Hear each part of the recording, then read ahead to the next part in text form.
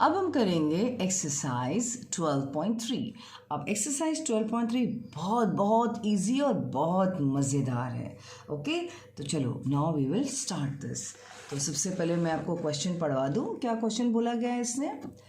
Now if the cost of 7 metre of cloth is 1470, find the cost of 5 metre of cloth.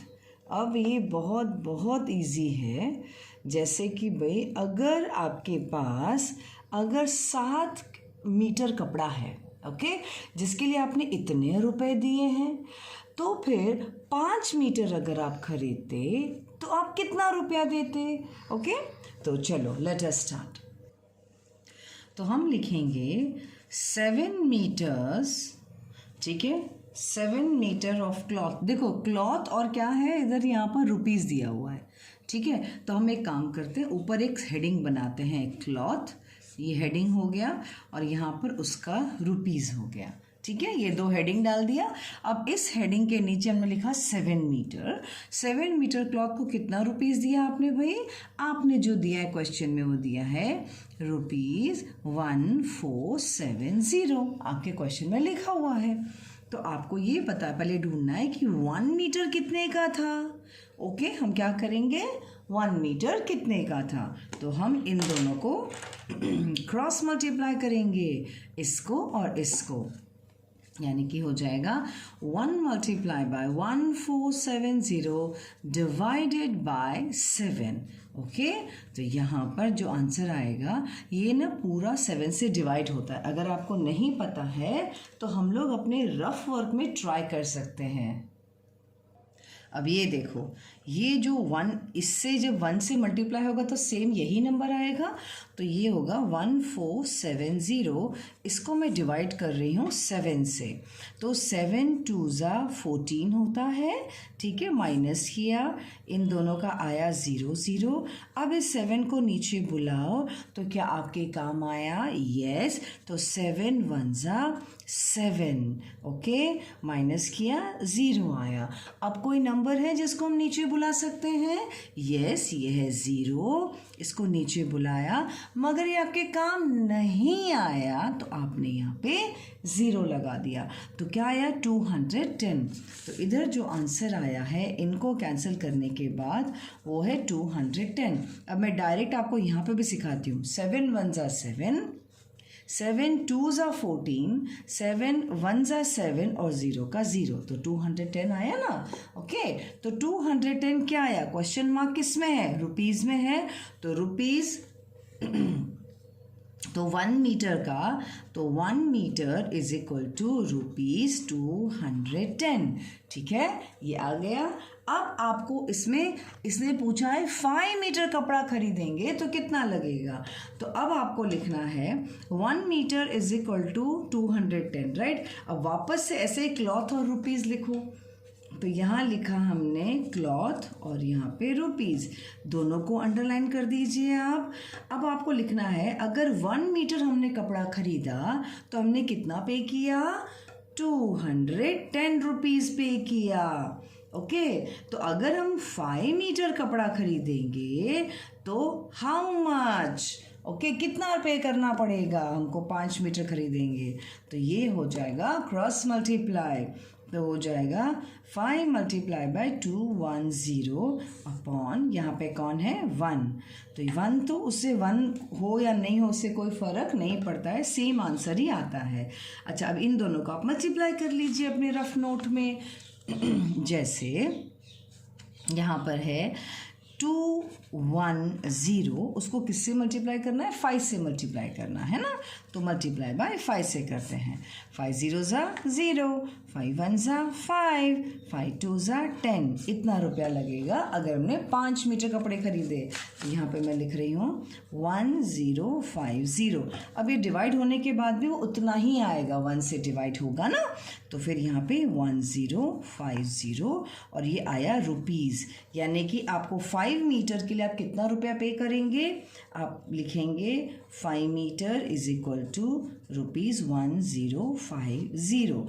अब क्योंकि ये एक problem some है तो यहाँ पे आपको पूछा है इस तरह से find the cost of 5 metre of cloth, right, ऐसा बोला गया है। तो हम क्या करेंगे, हम लिखेंगे यहाँ पर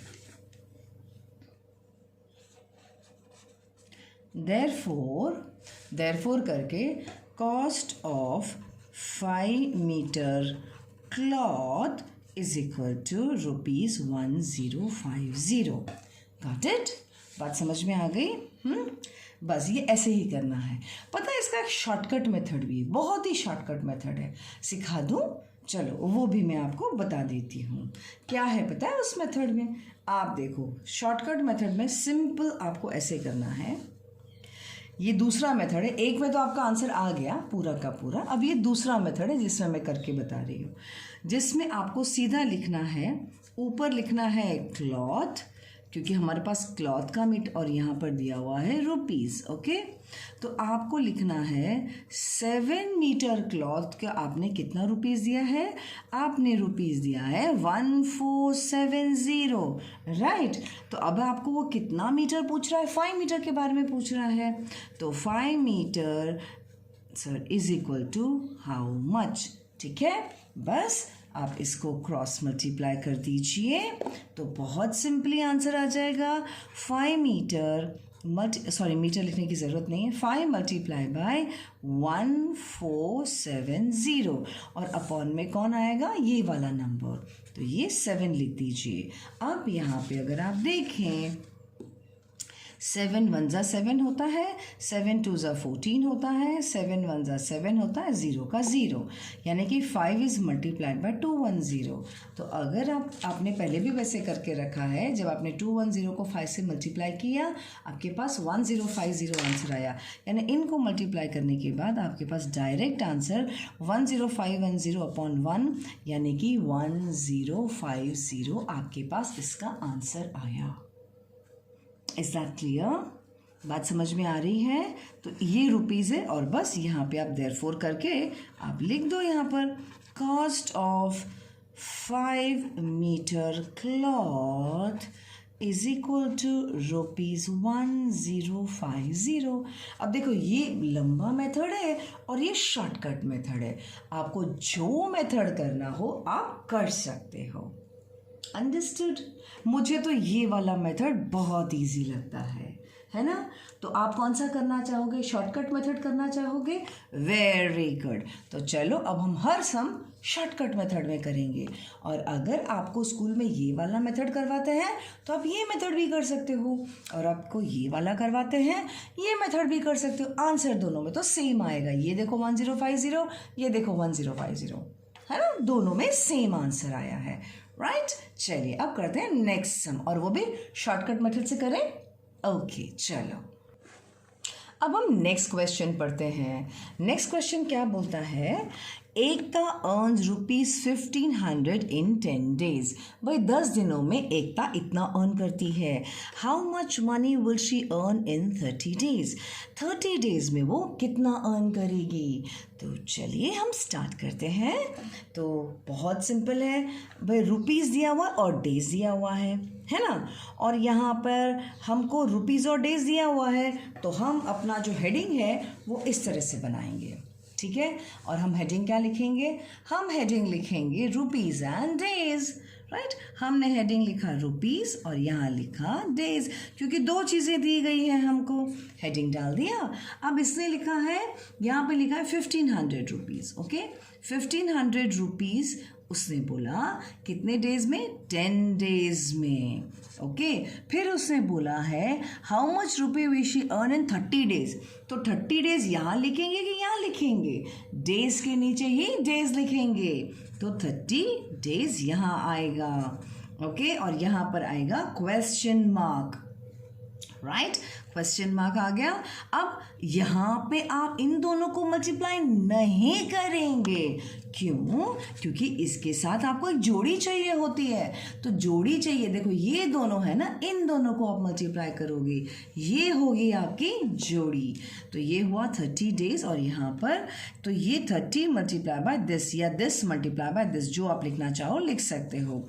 तो 1500 मल्टीप्लाई बाय 30 और अपॉन में कौन आ जाएगा, जो खाली पड़ा है, ये है 10, यहाँ पे 10 आ जाएगा।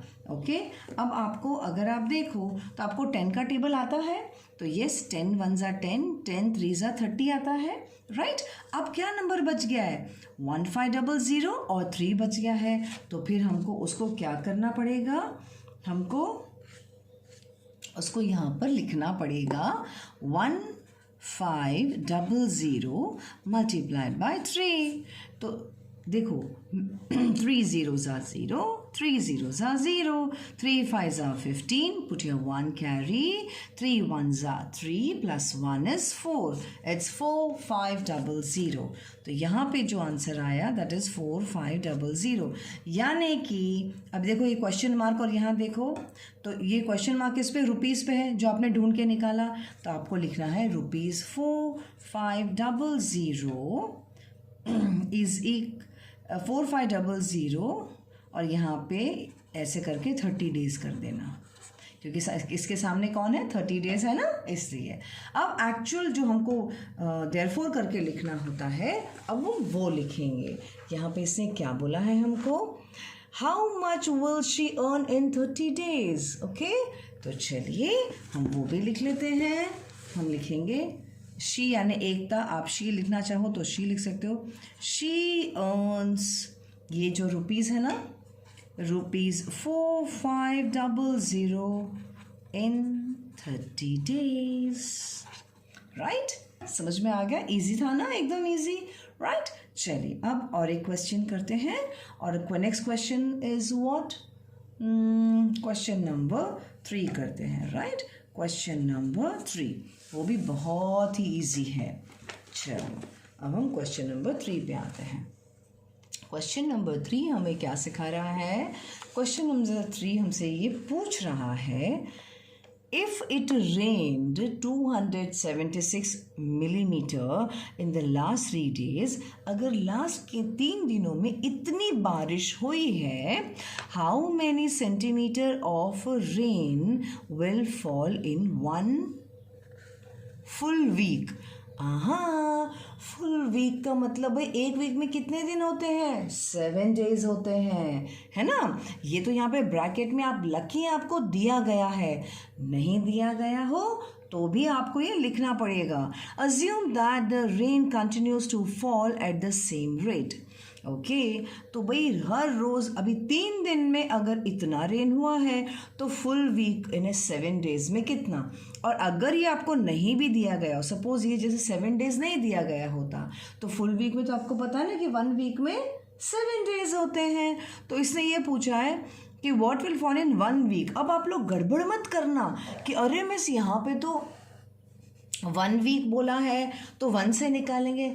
आपको ये पता होना चाहिए कि 1 वीक में 7 डेज होते हैं, और यहाँ पे 3 डेज में, क्योंकि यहाँ पे डेज में बात किया गया है ना, यहाँ पे जो रेन हुआ है वो डेज में बात किया गया है, तो इस 1 वीक को भी हमको बदलना पड़ेगा डेज में। ओके, तो चलिए हम अभी इसको भी सॉल्व करते हैं। तो सबसे पहले जो हम लिखेंगे यहाँ पे, that is 1 week is equal to 7 days. सबसे पहला काम तो हमको यही करना है, ठीक है। ये हमने ऐसे लिख दिया, ठीक है। ये क्यों लिखा, क्योंकि हमारा डेज जिस तरह से दिया हुआ था हमको इसलिए चाहिए था।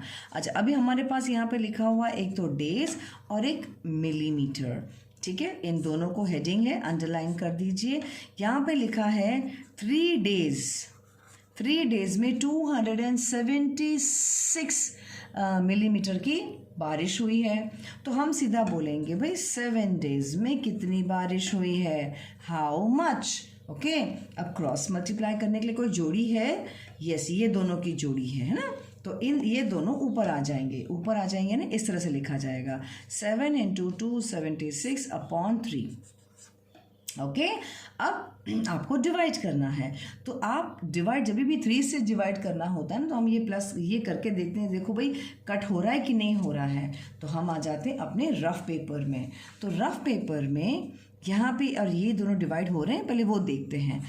276 को अगर हम 3 से डिवाइड करें तो 3 9 ज़ा 27 होता है, माइनस कर दीजिए, माइनस कर दीजिए, 6 को नीचे बुलाइए। हाँ, 3 2 ज़ा 6। हाँ, अगर लास्ट में रिमाइंडर में 0 आ रहा है तो आप डिवाइड कर सकते हो इन दोनों को। कितना आंसर आया? 92 आया।